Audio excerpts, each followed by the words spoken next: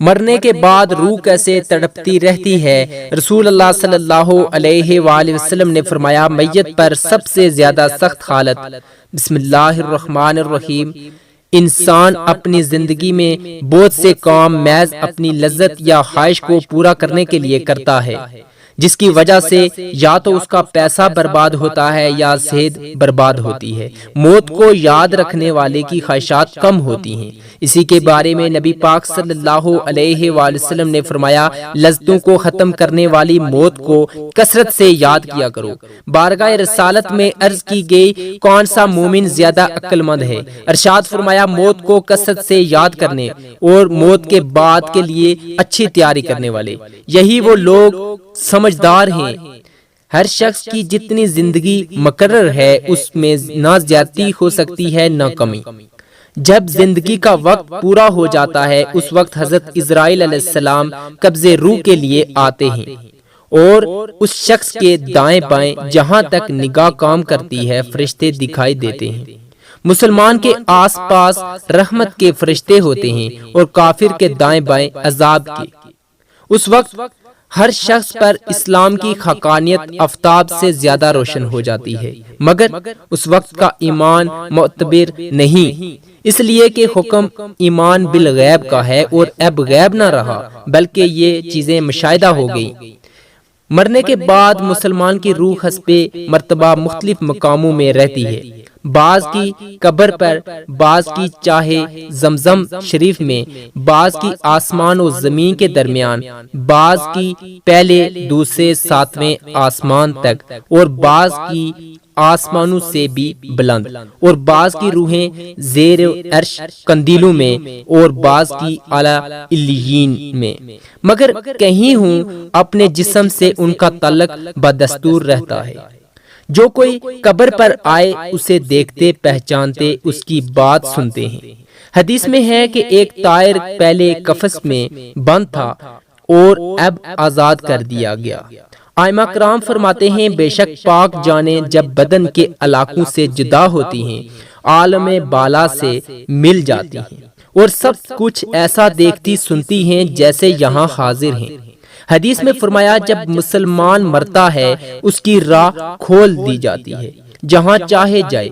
مردہ کلام بھی کرتا ہے اور اس کے کلام کو جن اور انسان کے سوا تمام حیوانات وغیرہ سنتے بھی ہیں۔ جب مردہ کو قبر میں دفن کرتے ہیں اس وقت اس کو قبر دباتی ہے۔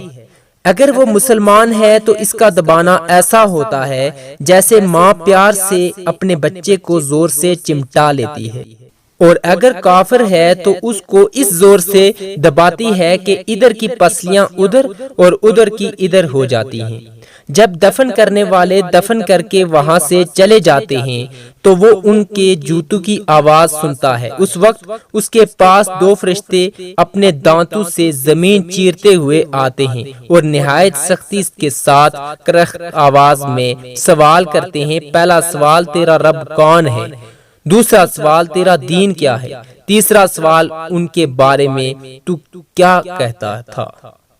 مسلمان تو پہلے سوال کا جواب دے گا، میرا رب اللہ ہے، دوسرے سوال کا جواب دے گا، میرا دین اسلام ہے، تیسرے سوال کا جواب دے گا، وہ رسول اللہ صلی اللہ علیہ وآلہ وسلم ہیں۔ اس وقت آسمان سے ایک منادی ندا کرے گا کہ میرے بندے نے سچ کہا، اس کے لیے جنت کا بچھونا بچھاؤ اور جنت کا لباس پہناؤ، اس کے لیے جنت کی طرف سے ایک دروازہ کھول دو، جنت کی نسیم اور خوشبو اس کے پاس آتی رہے گی، اور جہاں تک نگاہ پھیلے گی وہاں تک اس کی قبر کشادہ کر دی جائے گی، اور اس سے کہا جائے گا کہ تو سو جا۔ پہلے اس کے بائیں ہاتھ کی طرف جہنم کی کھڑکی کھولیں گے جس سے جلن اور گرم ہو اور سخت بدبو آئے گی، پھر بند کر دیں گے۔ اس کے بعد دانی طرف سے جنت کی کھڑکی کھولیں گے اور اس سے کہا جائے گا کہ اگر تو ان سوالوں کے صحیح جواب نہ دیتا تو تیرے واسطے وہ تھی، اور اب یہ ہے تاکہ وہ اپنے رب کی نعمت کی قدر جانے کہ کیسی بلائے عظیم سے بچا کر کیسی نعمت عظمیٰ عطا فرمائی۔ اگر مردہ منکر ہے تو وہ سب سوالوں کے جواب میں کہے گا کہ افسوس، مجھے تو کچھ معلوم نہیں، میں لوگوں کو کہتے سنتا تھا، خود بھی کہتا تھا۔ اس وقت ایک پکارنے والا آسمان سے پکارے گا کہ یہ جھوٹا ہے، اس کے لیے آگ کا بچھونا بچھاؤ اور آگ کا لباس پہناؤ، اور جہنم کی طرف ایک دروازہ کھول دو، اس کی گرمی اور لپیٹ اس کو پہنچے گی، اور اس پر عذاب دینے کے لیے 2 فرشتے مقرر ہوں گے جو اندھے اور بہرے ہوں گے، ان کے ساتھ لوہے کا گرز ہوگا۔ پہاڑ پر اگر مارا جائے تو خاک ہو جائے، اس ہتھوڑے سے اس کو مارتے رہیں گے، سانپ اور بچھو اسے عذاب پہنچاتے رہیں گے۔ اعمال اپنی مناسب شکل پر متشکل ہو کر کتا یا بھیڑیا یا اور شکل بن کر اس کو ایذا پہنچائیں گے، اور نیکوں کے اعمال حسنہ مقبول و محبوب صورت پر متشکل ہو کر انس دیں گے۔ نبی اکرم صلی اللہ علیہ وآلہ وسلم نے فرمایا، موت کو کثرت سے یاد کیا کرو کیونکہ وہ گناہوں کو زائل کرتی ہے اور دنیا سے بے رغبتی پیدا کرتی ہے۔ سیدنا حسن بصری رحمت اللہ علیہ فرماتے ہیں، جس نے موت کی یاد دل میں بسا لی تو دنیا کی ساری مصیبتیں اس پر آسان ہو جائیں گی۔ ایک خاتون نے ام المومنین حضرت عائشہ صدیقہ رضی اللہ تعالی عنہا کی بارگاہ میں دل کی سختی کی شکایت کی تو آپ نے فرمایا، موت کو کثرت سے یاد کیا کرو، تمہارا دل نرم ہو جائے گا۔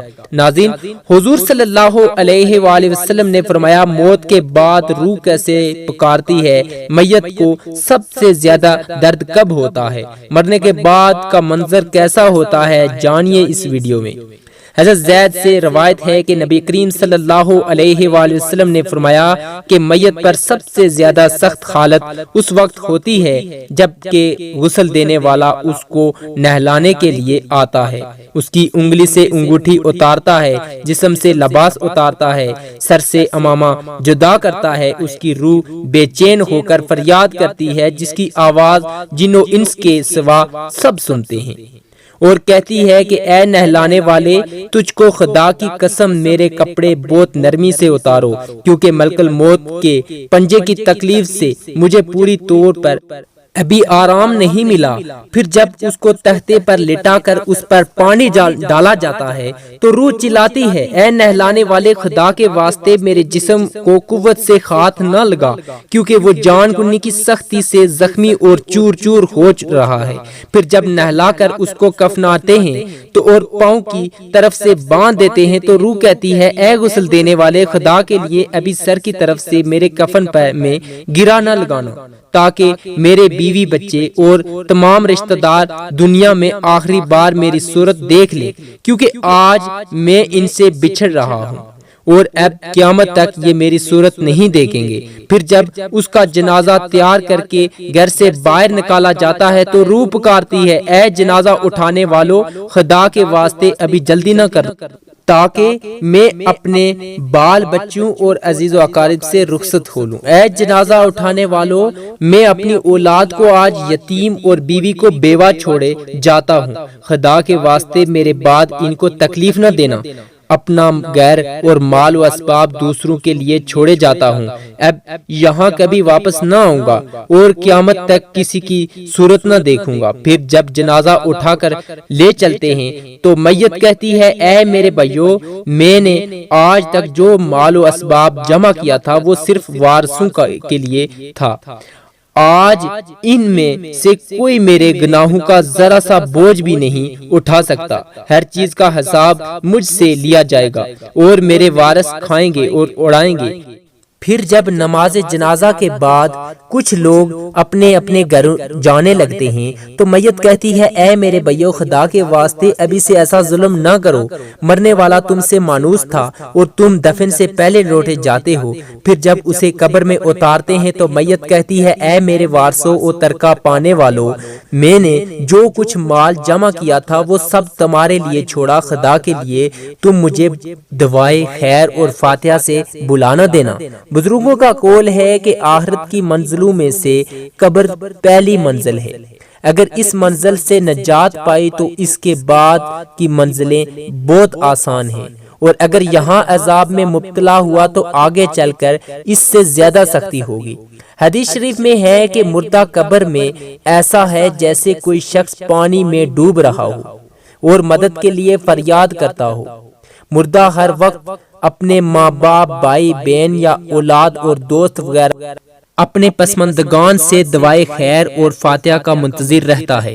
جب اس کو اس کے پسماندگان کی طرف سے کوئی تحفہ ثواب پہنچتا ہے تو وہ اس کے لیے تمام دنیا اور جو کچھ دنیا میں ہے اس سے محبوب و مرغوب ہوتا ہے، اور اللہ تعالیٰ اس کے رشتہ داروں کی دعائے خیر کے ثواب کو قبرستان والوں پر پہاڑوں کے برابر داخل فرماتا ہے۔ موت ایک دروازہ ہے جس میں سب لوگوں نے داخل ہونا ہے۔ حضرت عثمان رضی اللہ تعالیٰ عنہ جب کسی قبر پر جاتے تو اتنا روتے کہ ان کی داڑھی آنسو سے تر ہو جاتی۔ آپ سے پوچھا گیا کہ آپ جنت و جہنم کا تذکرہ کرتے ہیں تو نہیں روتے مگر قبر دیکھ کر روتے ہیں؟ کہنے لگے رسول اللہ صلی اللہ علیہ وسلم نے فرمایا کہ قبر آخرت کی پہلی منزل ہے، لہٰذا اگر مرنے والا اس سے نجات پائے تو بعد کے مناظر اس سے کہیں زیادہ آسان ہیں، اور اگر اس کی تکلیف سے نجات نہ پائے تو بعد کے مراحل اس سے زیادہ سخت ہیں۔ اور فرمایا کہ رسول اللہ صلی اللہ علیہ وآلہ وسلم کا ارشاد ہے کہ میں نے کبھی کوئی منظر نہیں دیکھا مگر قبر اس سے زیادہ سخت ہے۔ کیا ہمارے لیے ان قبروں میں عبرت نہیں؟ دیکھیے مالدار، فقیر، طاقتور اور کمزور دنیا میں لوٹنے کی خواہش رکھتے ہیں، مال جمع کرنے اور محل بنانے کے لیے نہیں بلکہ اس کے لیے کہ کاش ہمیں ایک نماز پڑھنے کی مہلت مل جائے، کاش ہمیں ایک دفعہ سبحان اللہ کہنے کی فرصت دی جائے، لیکن اب ناممکن ہے۔ اب اعمال نامے لپیٹ دیے گئے ہیں، روح جسم سے نکال لی گئی ہے، زندگی کی مہلت ختم ہو گئی ہے۔ اب ہر میت اپنے عمل کی مرحوم ہو کر قبر میں پڑی ہے۔ ایک حاجت مند حضرت عثمان غنی رضی اللہ تعالیٰ عنہ کے دروازے پر غروب آفتاب کے بعد آیا۔ ابھی اس نے دستک نہ دی تھی کہ حضرت عثمان غنی رضی اللہ تعالیٰ عنہ کی آواز اس کے کانوں میں پڑی۔ وہ اپنی اہلیہ سے شکایت کر رہے تھے کہ چراغ کی بتی موٹی ہے جو تیل زیادہ استعمال کرنے کا سبب بن رہی ہے۔ حاجت مند جو سنا تو وہ سوچتا ہی رہ گیا کہ وہ ایسے شخص ہیں حاجت پوری کرنے کی کیا توقع کرے جو تیل کے معمول سے خرچ پر اپنی بیوی کو سرزنش کر رہا ہے۔ اس نے ارادہ کیا کہ حاجت بیان کر کے دیکھوں، شاید میری کچھ امداد کر ہی دیں۔ دستک سن کر حضرت عثمان غنی رضی اللہ تعالیٰ عنہ باہر آئے۔ حاجت مند نے اپنی حاجت بیان کی اور لہجے میں زیادہ زور دیتے ہوئے کہا کہ ضرورت کچھ زیادہ ہی ہے۔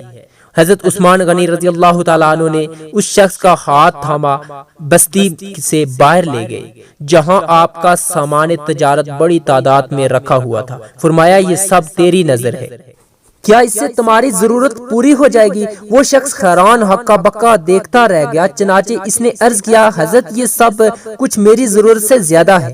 امیر المومنین نے فرمایا مجھے خوشی ہے کہ یہ تمہاری ضرورت سے کم نہیں۔ اس شخص نے کہا اے حضرت ایک بات بتائیے، چراغ کی بتی قدرے موٹی ہو جانے پر آپ اپنی زوجہ محترمہ کو سرزنش کر رہے تھے، حالانکہ چراغ اس قدر روشنی رکھنے میں شاید صرف 1 درہم کا تیل استعمال نہ ہوتا ہو، تو وہ آپ کو گوارا نہ ہوا اور یہاں ہزاروں کا سامان مجھے بلا تحمل دے رہے ہیں۔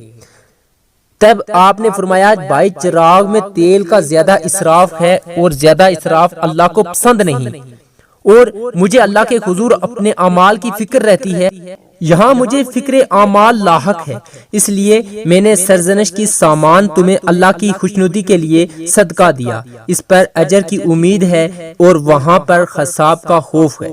اللہ تعالی ہم سب کو دین کی سمجھ نصیب فرمائے اور ہمارا خاتمہ ایمان پر فرمائے، آمین۔ ناظرین کمنٹ باکس میں اللہ کے تعالیٰ کے 99 ناموں میں سے ایک نام ضرور ٹائپ کریں، شکریہ۔